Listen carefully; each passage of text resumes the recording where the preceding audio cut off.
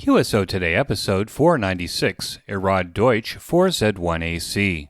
This episode of QSO Today is listener-sponsored. Only you can keep the QSO Today podcast coming to you every weekend since 2014.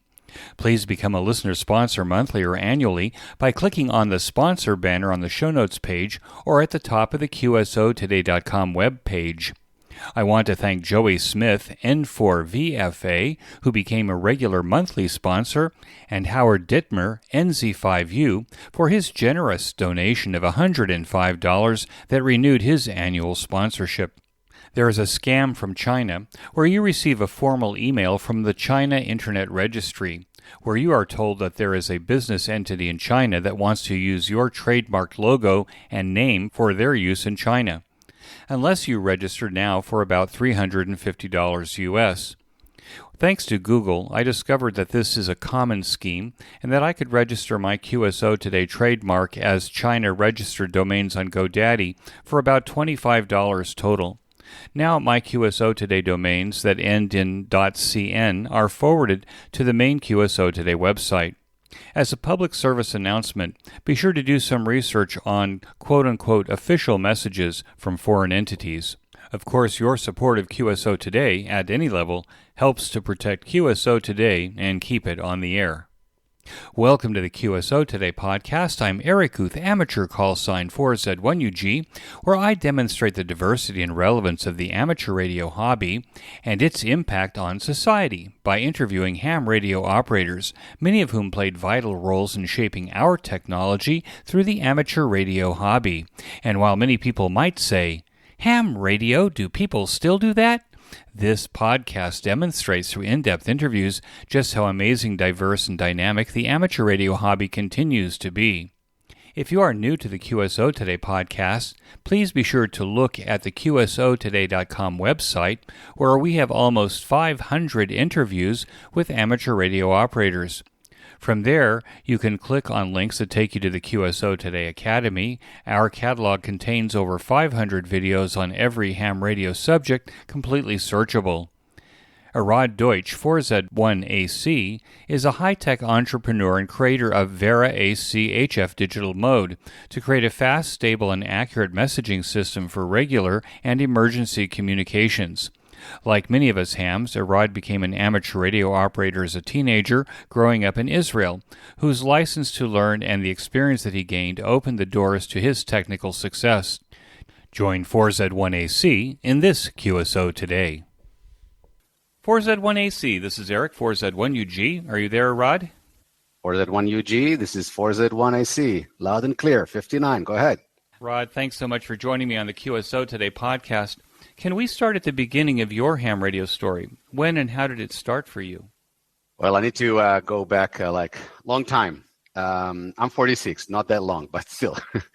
When I was at the age of 12, I was looking for, some spare time hobby. And I had plenty of hobbies already. I had piano, I had chess, I was a bird watcher, but that one, I want electronics, but that hobby kind of timing was colliding with some other hobbies. So my mom said, you know what, have you heard about ham radio? I said, what's ham radio? She told me, a good friend of ours, their son is a ham radio. Go check out what he has there in his, I didn't even know the name, shack, right? But in his room. So we went there. I was fascinated, and I signed up for, a class of ham radio at the age of 12. That's how it started, and I've been doing ham radio ever since. I can't let you just write off all of those years. So let's go back a little bit. The hometown is? I was born in the southern part of Israel in a city called Beersheba. It's about 100 kilometers south from Tel Aviv, where everyone knows. There is a nice ham radio society over there, by the way, still active. As I recall, it's a group that kind of gets together every week and has coffee. Yes. I never went to those coffee. I was a child, and they were, very... They were older guys. Sure. But I was always active on the VHF repeaters. So I was the one who called me at the night watcher of the VHF repeater. I made sure it is, the money spent was well spent with the southern repeaters back then. So you're 12 years old. Your mom kind of brings up this idea of ham radio, and you went to a young man. Did he become a friend and mentor to you in amateur radio? No, he was about maybe at the age of 15, just older than me. But there was a class in Beersheba for ham radio that was run by a guy who I admire. His name is Danny Sadan. He's a 4X1 Mike Juliet. He was my mentor. He was my tutor. I learned everything from him. So I was, one student in his class, but I think I'm the only one who kind of took it away to the next level. And we're still in great in touch, and we meet every now and then. You talk about piano and chess. You're a well-rounded individual, but did you have an interest in electronics even before ham radio? Well, I got those, kits that my dad used to buy, where you can solder things and get some cool stuff. By the way, today I find myself doing it with my young daughter, who's 12 years old, by the way. She's not into ham radio, but we do Arduino together. So yeah, I was always fascinated with soldering and making things, putting things together. But ham radio was something I wasn't even aware of. I didn't know it existed back then. So Danny was your mentor in ham radio. And how important was that mentorship to kind of move you along to ham radio success? It was super valuable, truly. I really admire the person.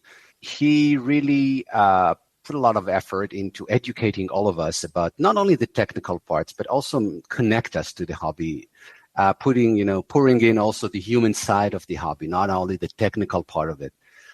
I was ashamed that I actually failed him, because everybody passed the first test. I was his best student, and I failed on the first test.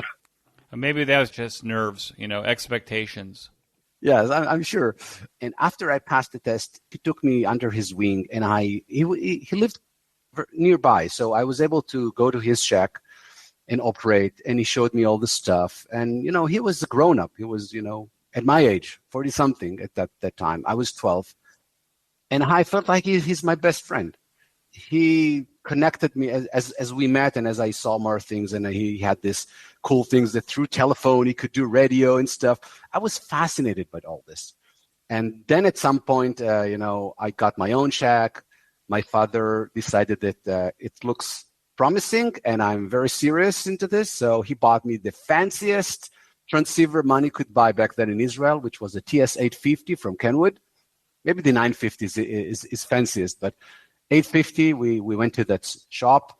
He said, "What's the best radio money can buy? I want this for my son." And that's how I started my own shack. Okay, so your first rig was a Kenwood TS-850, and as I recall, the Kenwood dealer was the Volvo dealer in Tel Aviv, right? Correct. I was there. I met this guy. I met him as well some years ago. But what was interesting, I think, in those days was in order to become a ham radio dealer, I think that the communications ministry required that he also had to have the ability to do any warranty repairs as well. I don't remember. I don't know, because this rig is still operating very well in my shack. Is that right? Yeah. I replaced the capacitors like two years ago, but that's it. Just a few. Okay, so you have this TS-850. What kind of antenna did your parents allow you to put on the house? Were you in like a cottage, or were you in a freestanding house?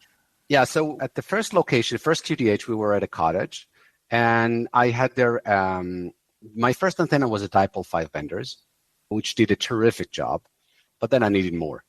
And my father is a mechanical engineer. He's super talented. He's the CTO of the Dead Sea factories, and he builds factories, so he knows how to build stuff. So he decided that I need a huge mask and a huge antenna. So we bought the A4S from Cushcraft, which is for a 4-bender Yagi. And then we had a mast which was like 18 meters high, telescopic. For the uninitiated, that's like 52 feet. It's actually quite a tall mast. It's huge. And when we moved to our other QTR, my parents moved to a new QTH, then we had to move this telescopic antenna with us. And on the other QTH, I also had the benefit to be on the top of a hill. So combine this with this antenna, then you get everywhere with 100 watts, even on the bed sun cycles side. So it was amazing. What was your favorite operating mode then in those days? Like everyone, I started with SSB. I loved CW. But then, maybe 2 years, 3 years into the hobby, I started to shift quite drastically into digital modes. First, it was the packet times. Like everybody was doing packet radio over VHF, also on HF, but primarily on VHF. Even locally, there was a very big scene of packet radio. So I built the BICOM, by the way, with my tutor, and the BICOM modem, and I went into packet radio and BBSs and stuff, and I was fascinating by this. And very soon I started to do the same thing with HF. And I was mostly interested in those synchronous ARQ modes. Like I was maybe the first one in Israel who had a Pactor modem. I was the first one who operated, modes like GTOR, like Clover, all those kind of modes. I did traditional RTTY and PSK and stuff, but those modes really made me more intrigued than the others. You really became a keyboard user for ham radio. Yes, I think I'm a keyboard guy in my real life now, not only in ham radio. So one of the questions I always ask with this interest in ham radio, look, beginning at 12, that meant that you had 6 years of continuing education before you went to the Army or went to college. Did ham radio play a part in your choices for your education and career after high school? Ham radio had a huge contribution to my career, for sure, in two aspects. I was a computer geek from the age of 4. So connecting ham radio and computers was a very natural thing for me. This is one of the reasons, I developed this software we're probably going to talk about today, and why I was very interested in, doing keyboard-to-keyboard communications and not just CW or SSB. And was very fascinated with network and network protocols. So ham radio helped me to expand our understanding in this, because in real life, when you talk about landlines, everything works perfectly. But with ham radio, you have different challenges that really kind of stimulate you to find creative solutions that need to be solved. The other part of ham radio that really, really contributed to my career is that my articulation level in English helps me significantly in my business. And this was purely because I spent hours talking to Americans over SSB in the middle of the night at the age of 14, 15. I had American friends. I really polished my English into a level that better than the average Israeli. That really helps me today in business. Do you find that amateur radio today in Israel is different than it was when you were a kid? And if it is different, how is it different? Yes, it is. And I think it's different all around the world. But, looking in my backyard, I think it's different. People nowadays do ham radio, but in a different manner. So I think, and this is one of the reasons that, kind of forced me into doing what I'm doing today with ham radio. But I felt like the human touch of ham radio is evaporating slowly and surely. And people do more short type of QSOs. People exchange less ideas and less, just less words. More reports, less words. And, FT8 kind of shifted everything from speaking to semi-automatic QSOs. So I think it happens everywhere. It happens also in Israel. The repeaters are not as active as they used to be. We have a very, very sophisticated repeater here, both DMR and analog and Echolink. They're connected together. And yet most throughout the day, there's hardly anyone talking. And that's a shame. And this is something I really want to change. And I said to myself at some point, well, what do people like nowadays? Everybody's on WhatsApp. Everybody's on TikTok. Everybody's on Facebook. They exchange ideas, but just differently. They just don't like to talk. They don't like to do SSB anymore. I don't know, not as they used to be. So let's try and mimic the experience we have with the digital world outside of ham radio and try to create something that will keep the human-to-human touch, but just adapt it to the 21st century where people don't like to talk as much as they used to do. When you left high school, were you in the Israeli army? Yes, I spent 6 years in the Israeli army and the intelligence force, and I did primarily software development and IT. So this was like my first real step into my career, my professional career. Although, as I said, I was a computer geek from the age of 4, so I did also 5 yechidot in computers and physics. But the real stuff started in the army, and then when I left the army, I worked for some companies all around the world, primarily with telco companies and fintech companies, extending their ITs, scaling them in terms of, I'm a data geek, so I'm a data expert. Their data infrastructure, those companies needed to extend. They hit a glass ceiling, and they needed to bridge it in a way, and I was there to solve their problems as an advisor. Were the relationships that you made in the army to extending your professional career?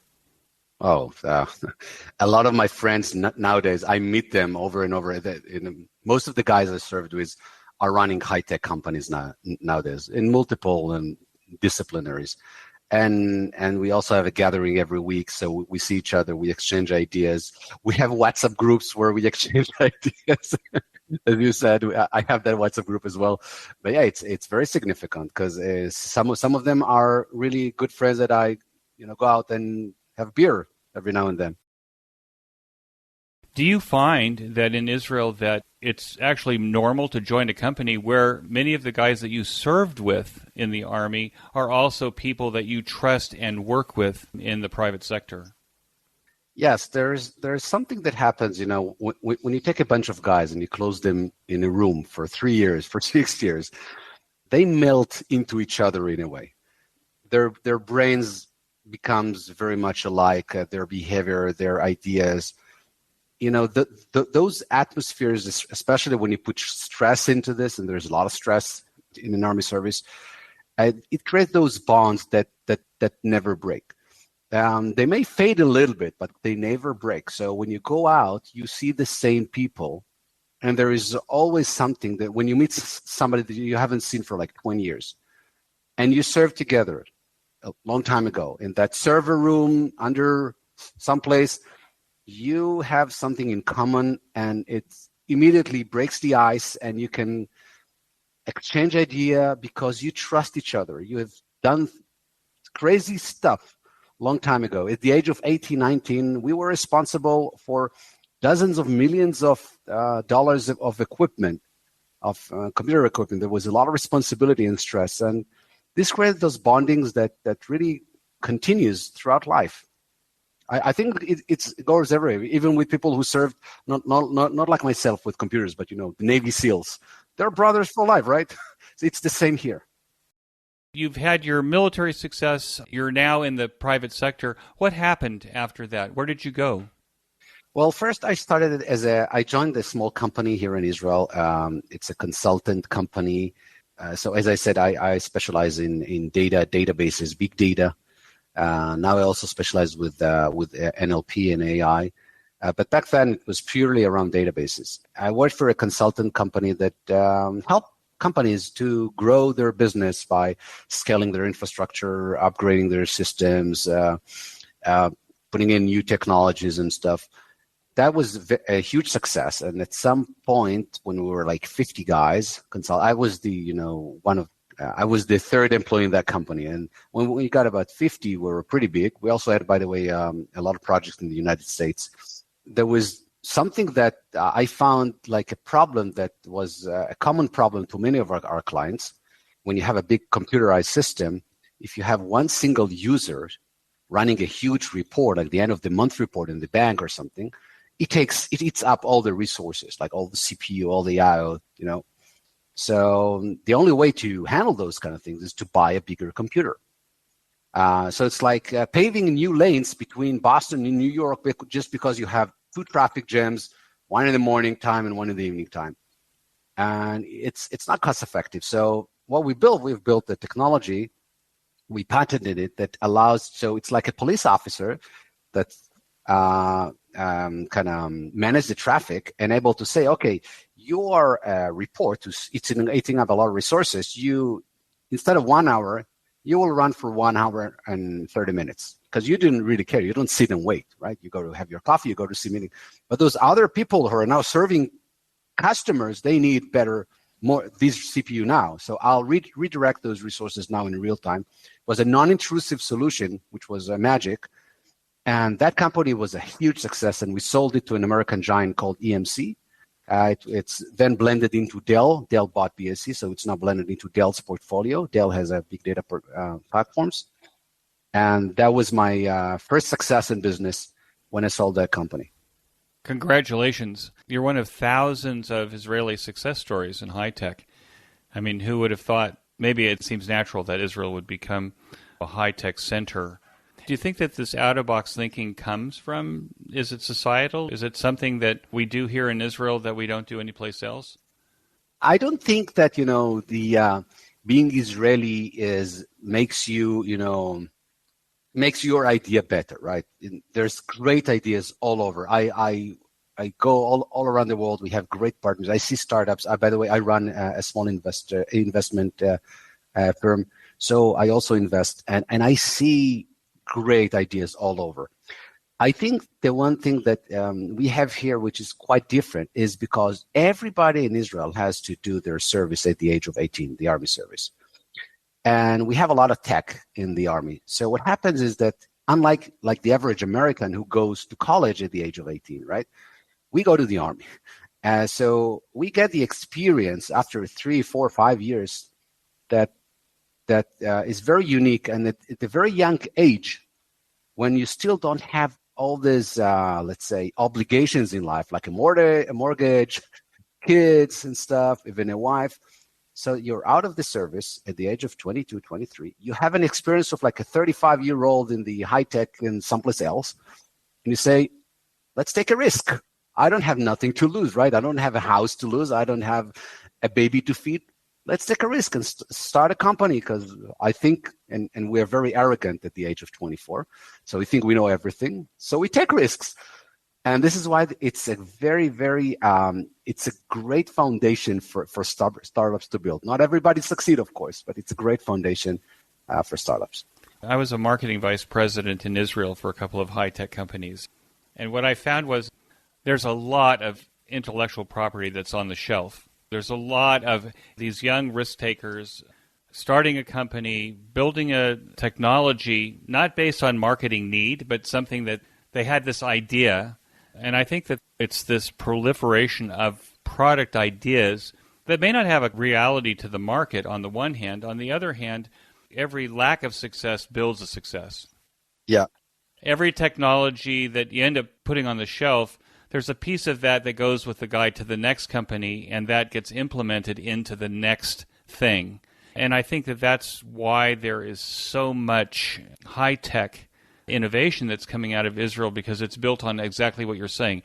These 22-year-olds that have nothing to lose, that convince an investment company, a seed company, to put money in to see where they can go. And I think that the environment, at least when I first moved here, was if that seed investor had a portfolio of 20 companies and only one was the rising star, that was okay. To lose 19 and to have that one meant that there's 19 companies that are going to move their employees around to other startups. But eventually, every one of those people, unless they're just not capable, actually ends up being a part of a successful startup. It might be 2 or 3 generations of startups, but they get there. And what comes out is, as a result of this thinking, is quite remarkable. You certainly need to fail in order to succeed. Those guys who succeed, they're on their first time, that's really rare, right? Most people fail, and you don't have to fail like close the company. I think as being an entrepreneur for so many years, I believe in the saying of fail fast, right? Do something and decide quickly if it works or if it doesn't work. Don't get in love with what you have created, because you're the only one who's loving it, probably. If no one buys it, if no one's willing to hear about it, don't try to educate the market. Try to find another problem and solve it. Try to see what you have built and adopt it into a different problem.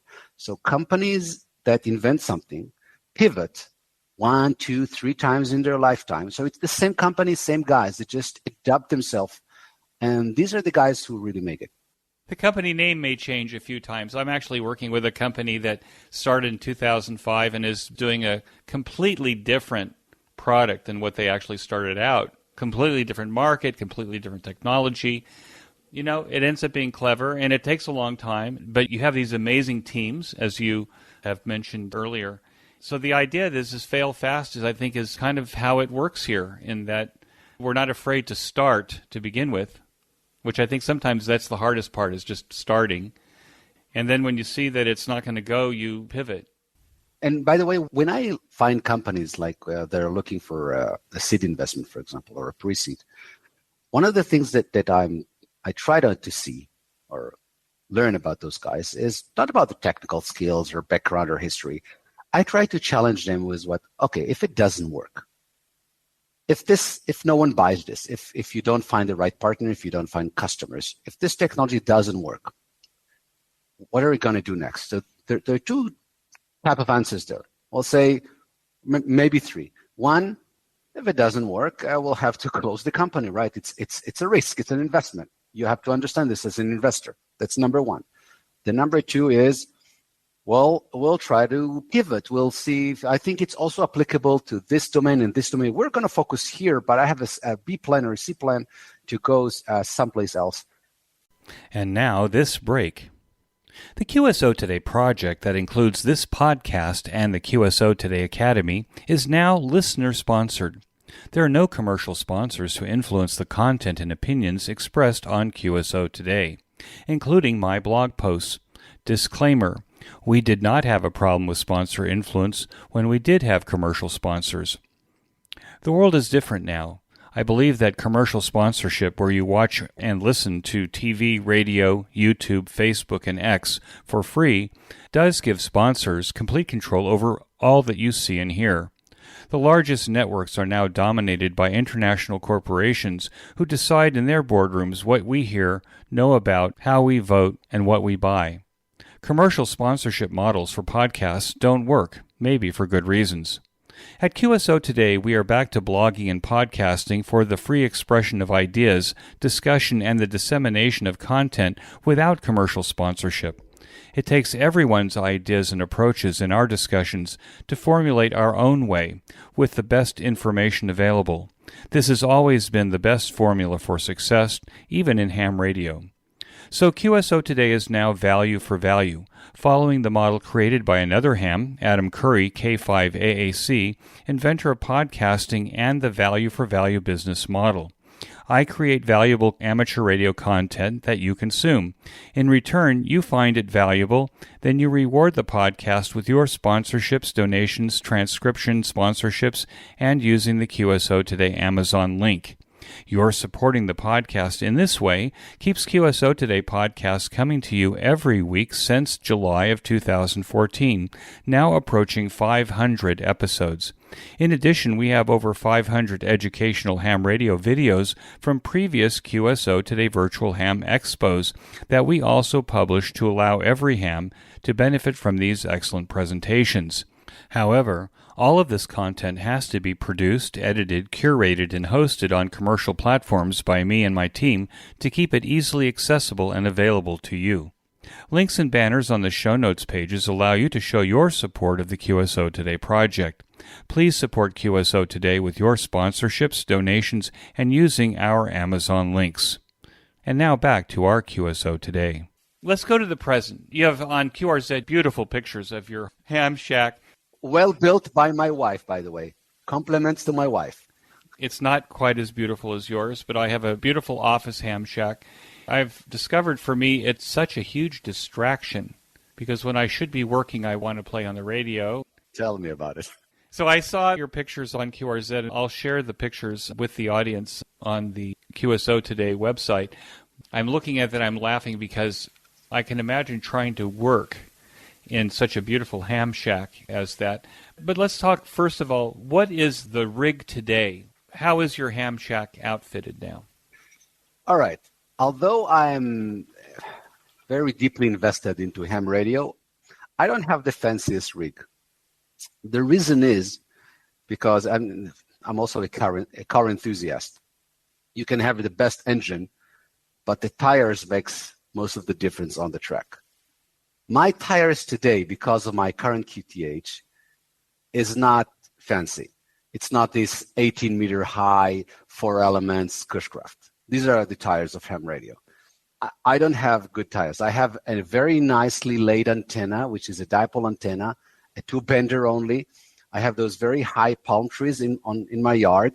So I brought this dude who climbs up there. He had shackles out there, and then I can take up and down this antenna for maintenance. So it is very high. It's 18-meter high, but it's a dipole. Very well laid northeast, south, northwest, southeast. So I got plenty of, the U.S., Europe, and VK land. But it's still not the same experience as I had like 30 years ago. The reason here, where I live today, and with more people are aware of radios and radiation, because it sounds it sounds familiar, right? Radio and radiation. So I don't want to have a big footprint around my neighborhood, starting people bugging me and asking questions, although it's completely legal. So I have this antenna, which is well disguised. So my rig is the good old TS850, which I use for some bands because it has a great antenna tuner. So I can tune my antenna to every band. But then my daily rig is the popular IC7300. For VHF, I have the MD9600. I have, a walkie-talkie, the one from the TYT that everybody uses.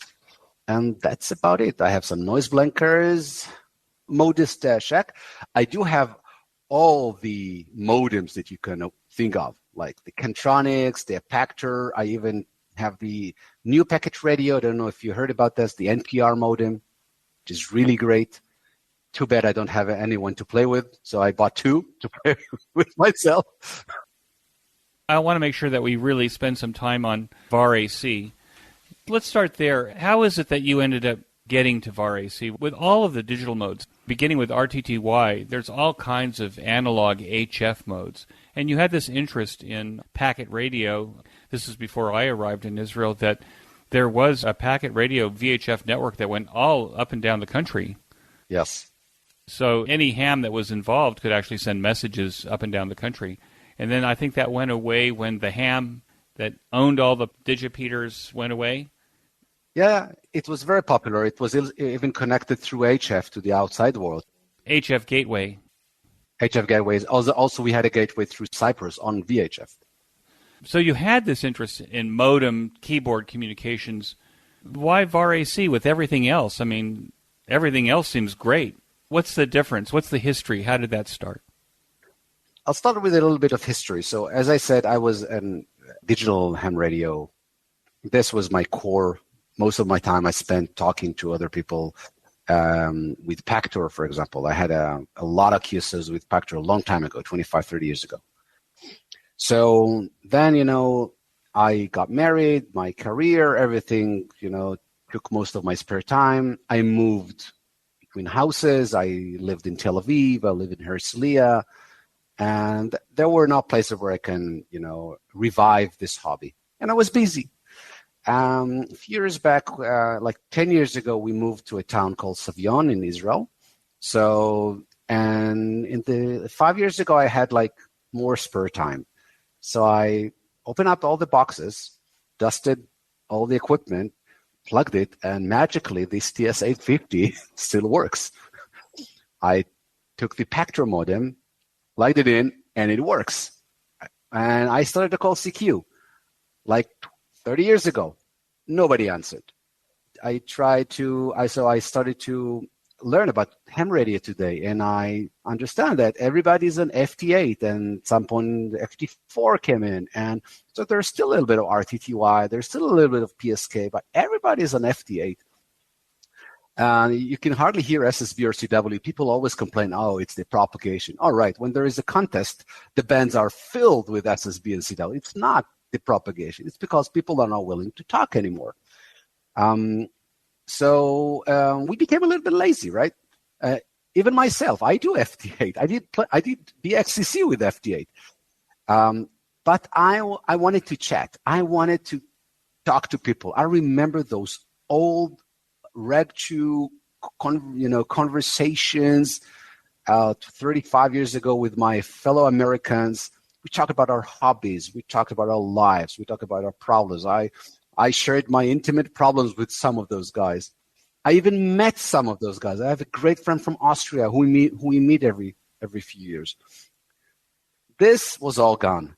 And I say, well, Pactor Radio, so I want to chat. I want to do a keyboard-to-keyboard chat. Pactor is the great mode out there that can provide you with 100% delivery, with great speeds also to send like files and stuff. But it's too expensive. Right. The Pactor modem itself was over $1,000, as I recall, right? It's over $1,000, and now there's the Dragon 4 something. It's 1,200 even. So it's just very. So you need to schedule a QSOs on Facebook because there's a Facebook group in order to enjoy a little bit of keyboard-to-keyboard conversation. When I do PSK or when I do RTTY, it really ends up with just extending name and reports because the QSO can break. QSB. I also tried all the other like Contessia, Olivia. Right? I tried them all, and I still do them all every now and then. But if you don't have 100% guarantee, you're not spending too much time and effort to talk about the real stuff. You just do the minimum required to make the QSO valid. So you don't want to spill out your guts and then the other side, like in SSB, right? You have a long over and you talk like 2 minutes and then the other say, oh, sorry, you faded away. There was a QSB, so I got 50. It takes all the passion of they're willing to continue this conversation. So I wanted to have something that is bulletproof. At that point, I stumbled into the VARA modem. So I was like everybody else. I tried the WinLink software, which is a great software to exchange emails between the radio and the IP world, and even between ham radio. I know it's highly popular with Encom. People make sure that they always have a viable WinLink operating just in case something bad happens. But it's not a way to communicate. It's mostly find its way into being an MCOM-based solution. But the VARA modem, I saw a potential there. I play with WinLink a lot, so I saw that the speeds the VARA can get. I also explored that the guy who created the VARA modem, he's a great Spanish guy. His name is Jose. We're in great relationship. And he also had a small tool called the VARA Chat that kind of have a very simple terminal for chatting using VARA. It's very basic. And I asked him if he could develop a few stuff. And he didn't have the time, the effort, or the will to do this. And then it hit me. I'd say, well, the VARA protocol seems like a great protocol for keyboard-to-keyboard chat. Let's give it a shot. I grouped around about 10 guys with me on Facebook. By the way, we have a very active Facebook group. Now it's about 7.5K group. And we played with VARA chat. And at some point, when it was not enough, I said, well, I'm not the best developer out there. I have great developers in my company, but I still have some tricks in my sleeve. Let me write a small terminal problem that will do what we want.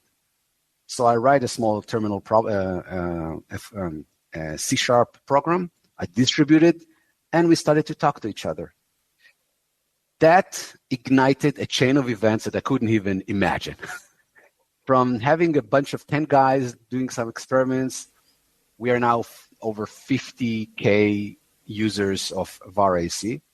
There is anything between 100 and 200 actively at any given moment. It's all reflected on PSK Reporter. So it's a huge community today. And it all started because I just wanted to chat with somebody. and the only modem that was out there was too expensive. That's the essence of why I started this. This is very exciting to me, especially when you said IC7300. I also have a TS520 here that probably needs to be recapped.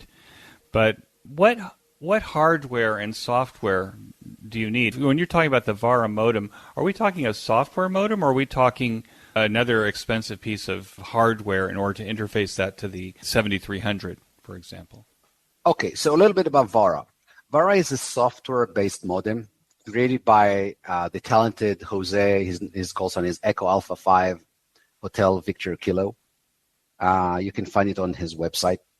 It's a brilliant piece of software that uses a hybrid modulation, anything from PSK to QPSK, and can get on HF with a 500 hertz bandwidth to up to 1.5 kbps, 1.5 kilo.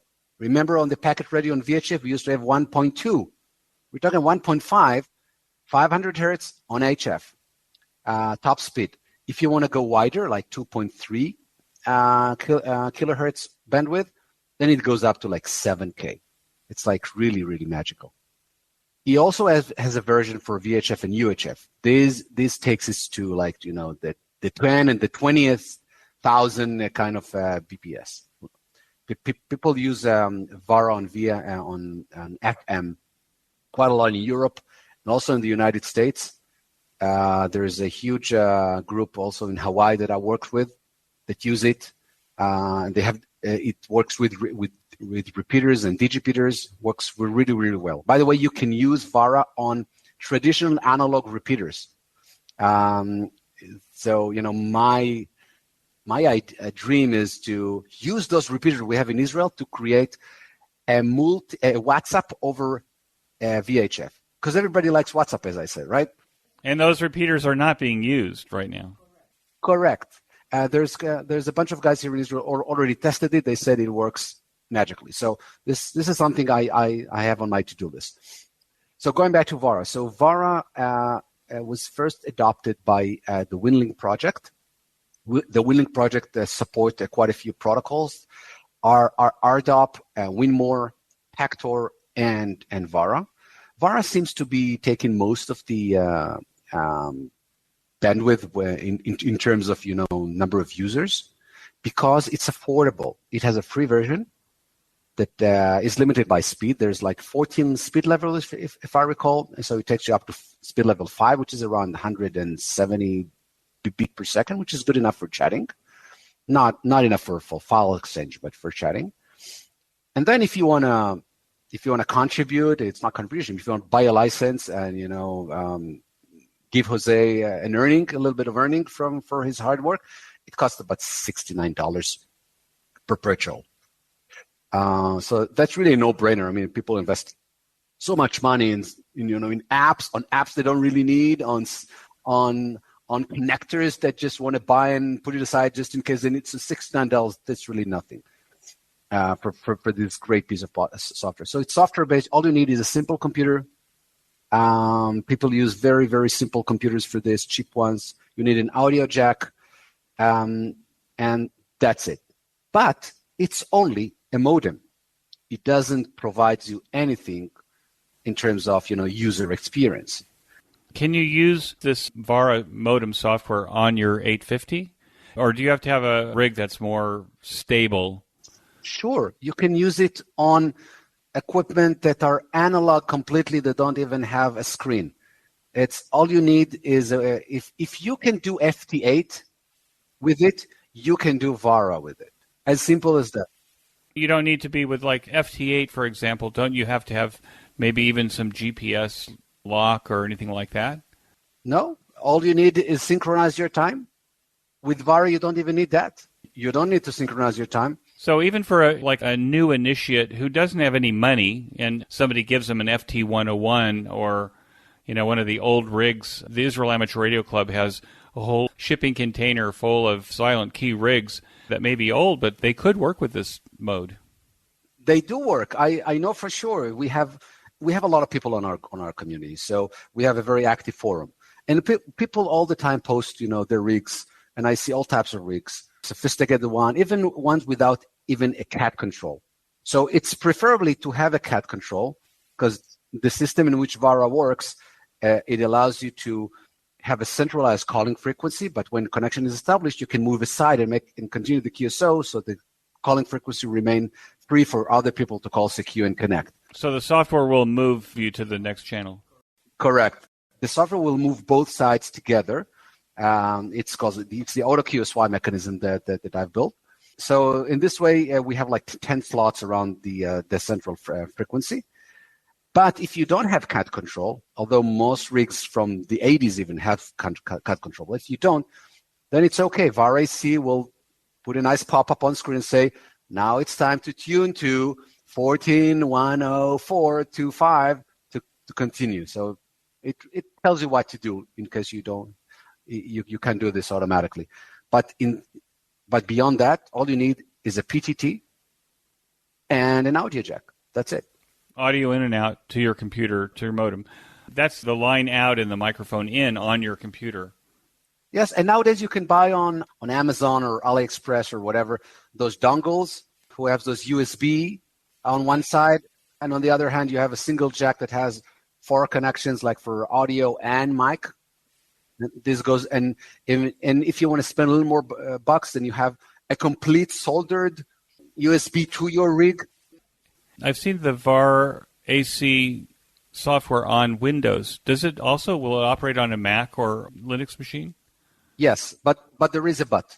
It is both the VarA modem. So the VarA modem itself, developed by Echo Alpha 5 HVK, it was developed, and still is developed, in the Visual Basic language.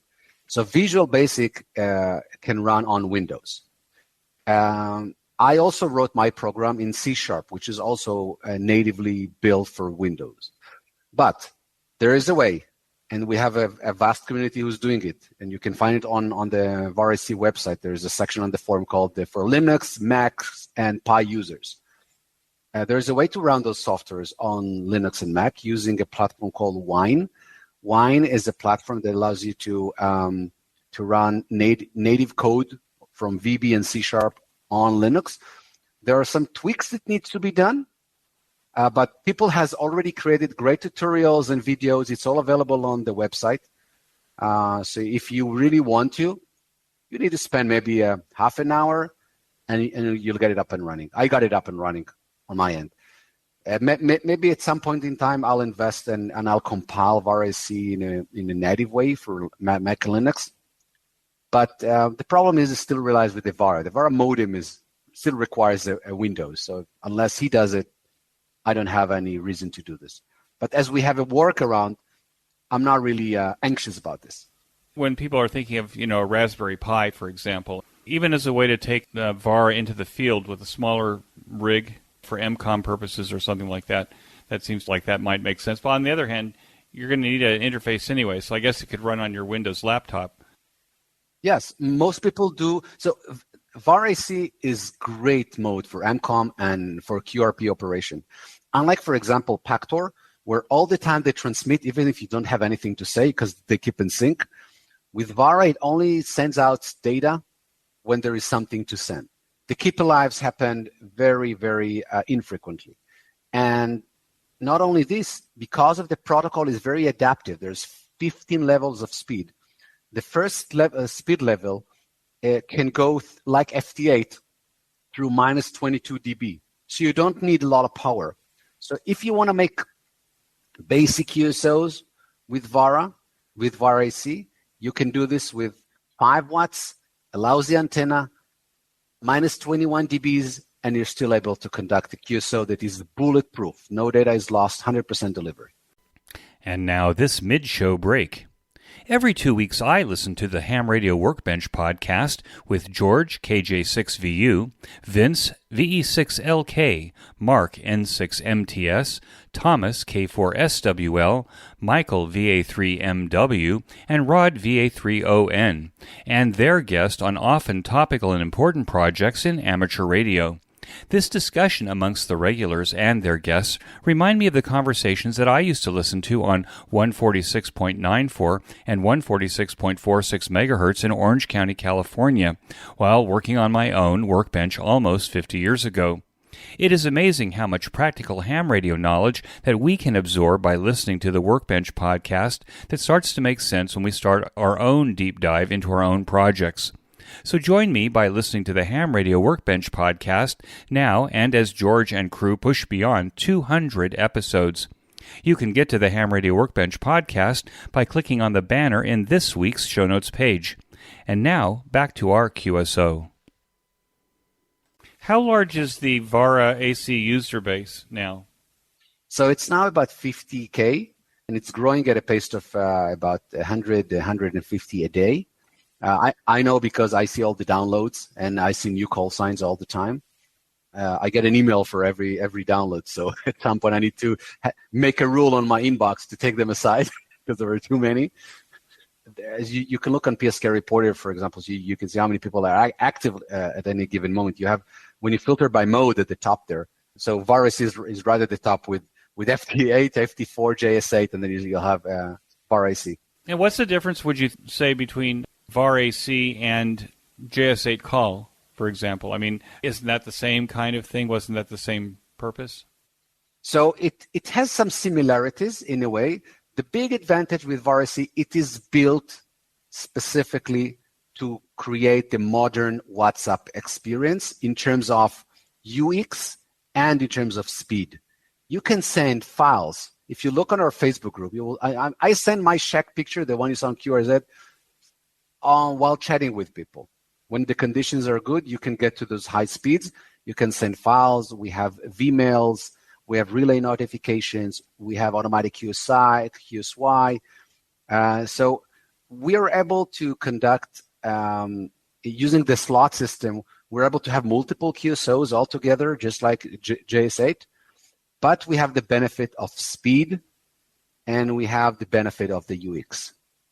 So those two create a real conversation, a real one. And it's not a slow one. It's a super fast one, like you have with your friends on WhatsApp. You don't have to wait 1 minute, 2 minutes, 5 minutes for a message to get delivered. You run a fluent chat with each other. Can you do a roundtable mode or have multiple people in the QSO? Yes, we have a mechanism. So there are two ways in which you can conduct a VarAC QSO. One is the one-to-one link. And the other one is the broadcast mode. So broadcast is a new feature we introduced about 2 years ago, 1.5 years ago, that allows you to send a message to a wide audience without message delivery guaranteed. At first, it was not very popular because the SNR tolerance of this broadcast were only at the edges of minus 12 dB. So not everybody could have received. But we made a huge improvement in the last version of a month ago.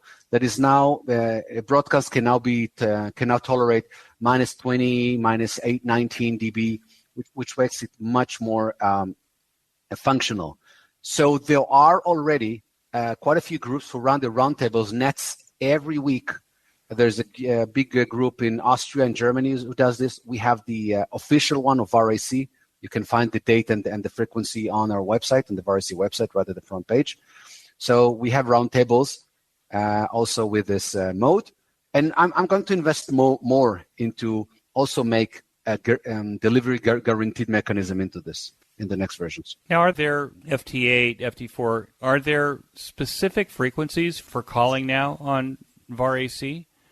Yeah. So you can find all the frequencies on the VarACHamRadio.com website, VarAC-hamradio.com. It's all out there. And when you download the software, it is pre-populated with all the calling frequency. We have a calling frequency per band. The most popular ones are the 20 meter, which is a 14.105 USB, 14.105 USB. This is where you tune your rig. Right? You don't have to do any math around. Same goes for 40 meters. We have the 7.105.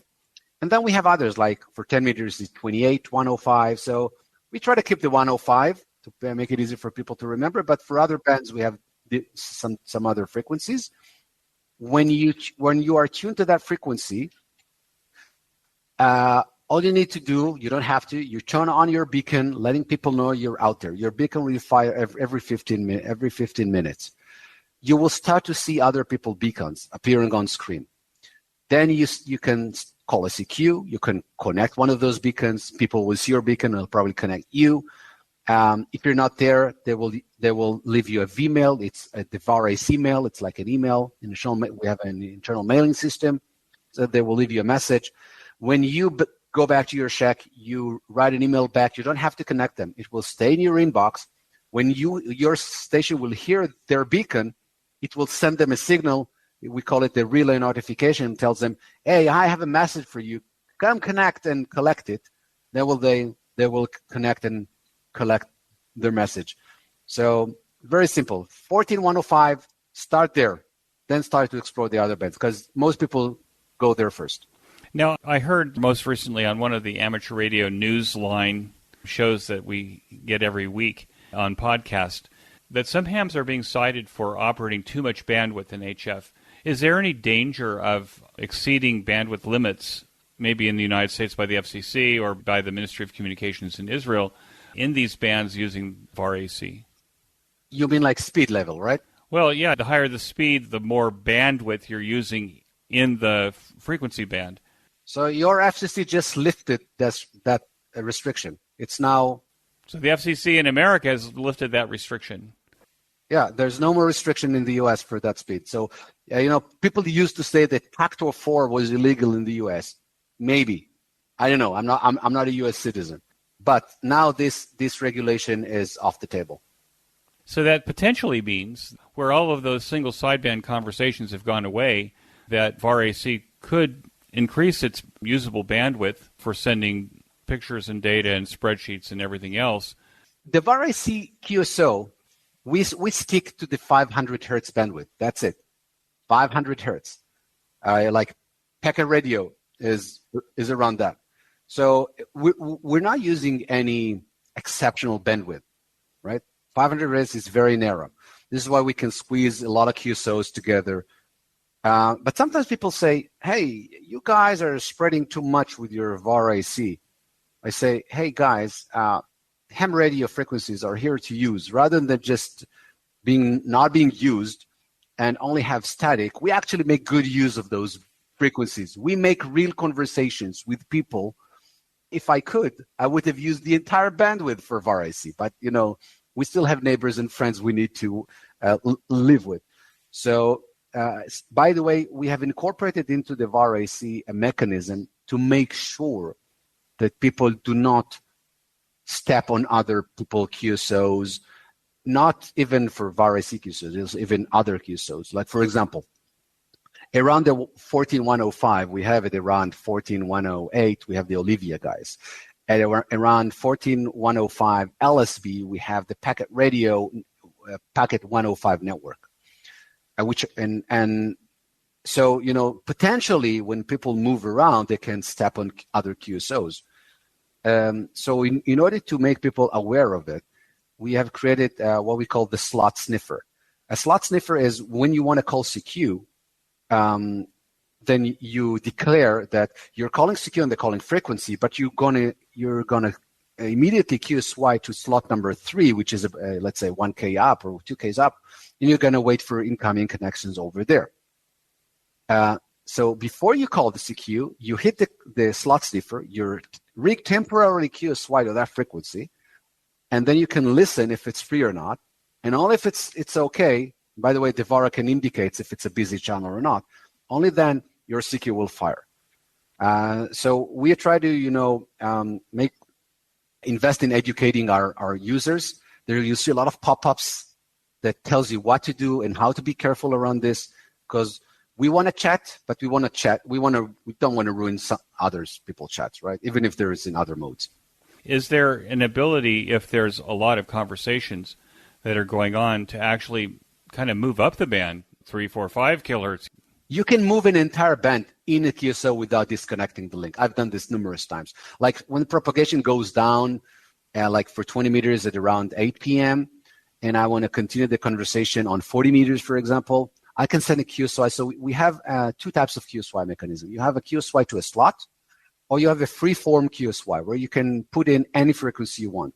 So your VarAC will send a QSY invitation to the other side with a particular frequency. It can be in another band. If the other side acknowledge, both of you QSY together automatically to that frequency, and the link never breaks. So you can continue where you left it. It's so amazing, actually. Okay, so I saw on your website, beautiful as it is, by the way, and you actually have a picture of a young lady out in the shetach, out in the field, next to her four-wheel drive, operating a tablet or something like that, running VarAC. People say, she's operating a VarAC on Mac. You don't have a Mac version. Well, it's a Shutterstock image, right? She's not a real ham radio. You have a page for emergency communications and a very nice, beautifully laid out handout in PDF format that you can get as a picture of how the MCOM works. Has VarAC actually been tested under MCOM conditions, and how did that work? Well, the MCOM community of VarAC has been growing rapidly in the past 12 months. People started to use it for MCOM without having any MCOM specific feature, right? Just because it was convenient, it works great on the field, it works great with low power, with lousy antennas. Its tolerance for SNR is like FT8, and you can still make a 100% bulletproof link, no data loss. So it was ideal for MCOM, especially when there's a lot of MCOM communities also running on FM. VARA also has a way to digipit itself through other VARA modems, so you can spread to a wider distance. So that MCOM community, some people from there's a guy in Italy, there's a guy in the UK, there's a few guys in the US that came to me like a year ago and say, we need some specific stuff for MCOM. So I started to develop here and there some stuff. But the next version, the VarAC V9, which is in the oven as we speak, and I'm probably going to release it in 2 weeks, is going to have for the first time an MCOM mode. So when you click that checkbox on the top right of your screen, you will shift your VarAC into an MCOM station. That comes with plenty of tools that are MCOM related. For example, your beacon will be visible as an MCOM beacon. So you can identify from all the beacons out there who are the MCOM stations. You can use alert tags. So think about this. We have an MCOM network. I'm at the headquarters. The flood is coming someplace or shifting around, or the hurricane is making its way to an area. I can send a broadcast to the area that will trigger a visual and sound effect on their VarACs and will go into their alert center. So we have an alert center where all alerts are gathered. We call it in alert tags. These are predefined text tags that if you incorporate them into a message and you are able to define them and how they will affect your UX, they will make a sound, they will look different, they will have a different color, everything, and you will have everything gathered on a place called the alert center, so you don't miss an alert. That's another feature that we have that is MCOM. I'm incorporating now these ICS forms into the Vmail system. So we already have a well-established Vmail system where you can send a Vmail and you can attach data and stuff. You can now include predefined templates of forms that are ICS in the ICS standard. So for the first time, we're going to have an official MCOM version. Up until now, it is still used as MCOM, but without any specific feature. I'm sure that given natural disasters and everything else that seems to be prevalent in the world, that there'll be some actual operating time. God forbid, but there'll actually be some operating time on using VarAC for MCOM. I can tell you a secret.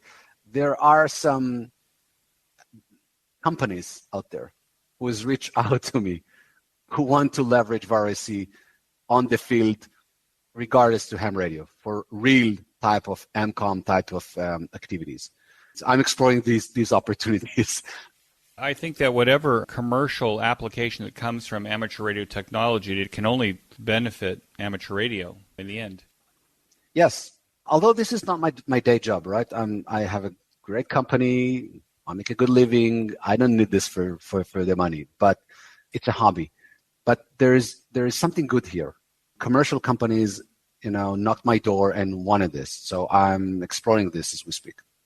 I was so pleased and surprised to find out about you here in Israel, because I sometimes have this feeling that Israeli hams are older than I am, and I'm pretty old. It was so great to see that there's younger hams in Israel. What do you think that we could do better, maybe not just in Israel, but in general, to attract new people to the hobby? I'll tell you what. I have a lot of criticism around how ham radio societies now work. Some do a better job than others. I think we can also do better here. Most of the ham radio societies are stuck in the old timers, in the old timers world. The main focus is talking about the history of ham radio. They glorify all the things that has been long time ago. All the great amplifiers we have built with all those fancy tubes and stuff. This is not something that intrigues the modern child nowadays, who has everything in their palm of their hand. They need something different. So you need to bridge this gap somehow. I found, for example, VarAC to be a very intriguing toy for kids, because they see something they know in VarAC. When the other side is typing in VarAC, you see as an is typing message on your VarAC. That's a modern experience they're used to. They send a picture. They see a picture. They can relate to this. So I think that ham radio need to move on, and DMR is a great foundation. But I think digital modes and like working through satellites, these are the things that are going to intrigue youngsters to get into the hobby. Not building amplifiers, right? Not doing CW is a great skill, but it's not intriguing anymore. So I don't say we should abandon this, right? But we should have this skill. We should be able to solder a resistor or a transistor, but it's not the main essence of the hobby that will intrigue youngsters. So I think we can do better over there. Besides VarAC, what excites you the most about what's happening in ham radio now? Softwares. Anything that goes radio with softwares together intrigues, because everything comes to life on a big screen with all those moving things and waterfalls and gauges. So when you do software, any kind of software in ham radio, this is really something that bridges the gap between the basic type of communication and the modern world that everybody knows nowadays. So the more software there will be, the more SDRs, the more protocols, the more ways of communication that harness radio at the bottom, but at the top you'll have a laptop, an app or something. These are the things that will bring in new blood into the hobby. And I'm doing my modest contribution into this. Irad, do you have advice that you would give to new or returning hams to the hobby? Yes. First of all, if you already have a rig, don't throw it away. Do some effort and make it work if it doesn't work. It's part of it. It will connect you to your roots. The reason I'm still keeping the TS-850 on my desk at a prime location is because every time I touch that, I feel like I'm a 15-year-old boy. So don't throw this away. Keep it in a prime location, but then get yourself a new modern ham radio. That will revive your enthusiasm, right? Get this IC7300, get this Chinese stuff with the waterfalls on screen, with the touch screens. It will take you to a new direction. When it looks better, you just use it more often. As simple as that. Then start to explore. Do an effort and build yourself a nice antenna. A dipole is more than enough to start with, but start to explore what's going on. It took me a long time to explore different modes, different, have you heard about FreeDV, for example? You can do digital audio on HF. That will intrigue you for weeks until you say, oh, it's nice. It's not functional for the day, but I spent a whole month playing with it, and that was a lot of fun. Now let's move on to another thing. Then you find you have VarAC, for example. Then you find you have WinLink. Those softwares will intrigue you for a month or two every time. Then you move on to the next thing. So explore. At some point, you will find yourself hooked. Irad, I want to thank you so much for joining me on the QSO Today podcast. I have really enjoyed learning about VarAC. I think it's going to be the mode, once I get my generator finished, I'm going to load that into my computer and get the IC7300 operating on it, because you've really got me excited by the possibilities of having this chat mode on my HF radio. So with that so much, I want to thank you for coming on QSO Today and wish you 73. Thank you very much. 73s, Eric. It was great talking to you. All the best. 73s. That concludes this episode of QSO Today. I hope that you enjoyed this QSO with Irad. Please be sure to check out the show notes that include links and information about the topics that we discussed. Go to www.qsotoday.com and put in 4Z1AC in the search box at the top of the page. You may notice that some episodes are transcribed into written text. If you'd like to sponsor this or any of the episodes into written text, push the Sponsor Transcription button in the center of every show notes page. Support the QSO Today podcast by first joining the QSO Today email list by pressing the subscribe buttons on the show notes pages. I will not spam you or share your email address with anyone. Become a listener sponsor monthly or annually by clicking on the sponsor buttons on the show notes pages. Your value for value support is recognized on the QSO Today podcast and in the weekly show notes. If listener sponsorship is not for you, then please use our Amazon link when you shop on Amazon. Clicking on this link before you enter Amazon will allow Amazon to pay us a small commission on everything you purchase. This is a very painless way to support the QSO Today podcast, and it costs you nothing. QSO Today is syndicated on every podcast platform by using Podcast Index. Use the latest Podcast 2.0 player on your smartphone to automatically get to your podcast updates as soon as we publish. I'm now using Podverse to track, manage, and listen to my podcasts. Positive comments about QSO Today on social media is appreciated as it helps to grow our listener base.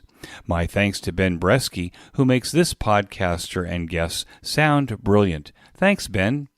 Until next time, this is Eric, 4Z1UG, 73. The QSO Today podcast is a product of KEG Media, Inc., who is solely responsible for its content.